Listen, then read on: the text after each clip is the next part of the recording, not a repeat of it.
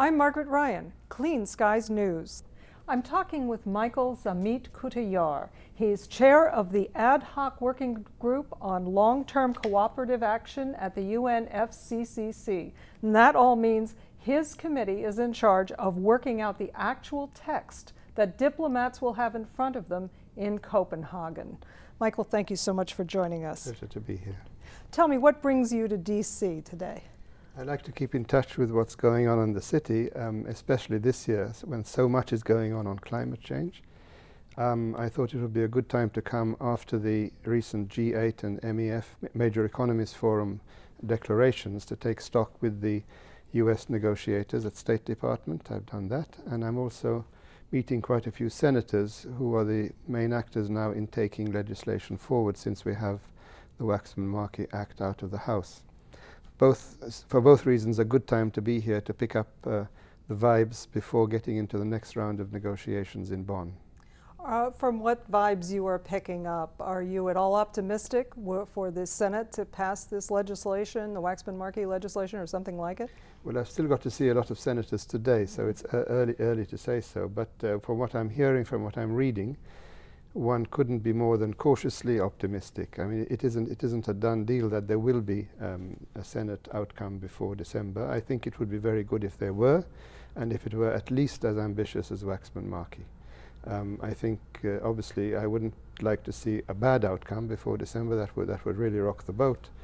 But having something out of there which is on the same lines, perhaps a bit better than Waxman-Markey, gives the US negotiators a basis for talking to the rest of us. Okay. Now, Rajendra Pachauri this week criticized the G8 meeting for failing to commit in Italy to substantial reductions, deep cuts, even though they did adopt that 2-degree warming limit. What was your reaction to that? I haven't read what he's been saying. I must say the headlines took me by surprise. The G8 did sketch out a pathway to a substantial reduction by 2050. I presume he was referring to the lack of any numbers for the medium term, 2020, the 2020s, if you like, which is a key element that is missing in the deal that has to be done in Copenhagen. Without that, you don't get developing countries coming on board with their efforts, medium and long term. So I guess he was putting his finger on that gap. Well, both China and India in recent days have reiterated their stance. It's up to the developed world to make major cuts, and they don't have to make commitments to those cuts. Is that a step backwards, or is it just reiteration of their stance? That's a strong reiteration of a standard position. I'd say two things about it. One is that the convention, the climate change convention to which the United States is a party, does say that developed countries must take the lead, and so far the lead has not been convincing, so they're looking for strong leadership.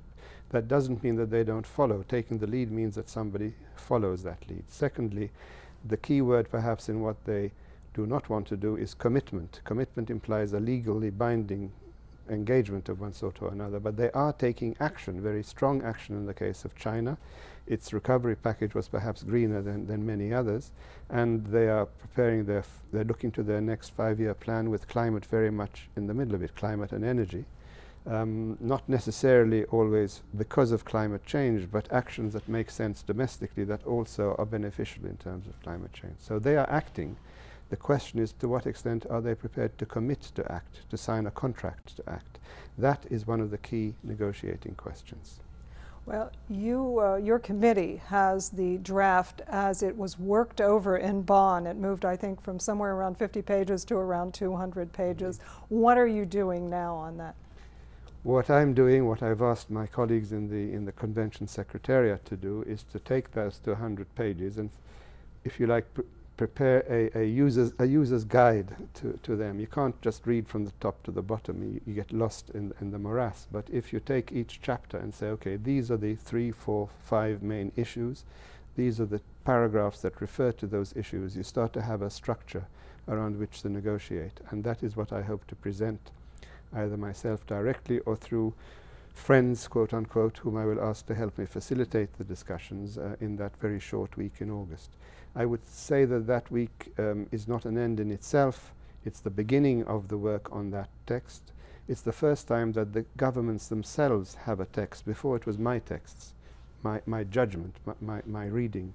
Now they've put their input, so it's their text. So there's a sense of ownership, that's important, but they have to work on it. And they will go from Bonn to Bangkok, which is late September, early October, with that text, trying to bring it down to something that's workable towards this text that we will have in Copenhagen. Are you feeling optimistic about getting a final deal in Copenhagen? I am optimistic about a politically important deal in Copenhagen. I do not know, I cannot tell you now, two things. One is what legal form it will take. Will it be one treaty? Will it be two treaties? Will it be a combination of more Kyoto and decisions under the convention? That whole question remains to be decided. There are different views on it. The other thing I cannot tell you is how far it will go.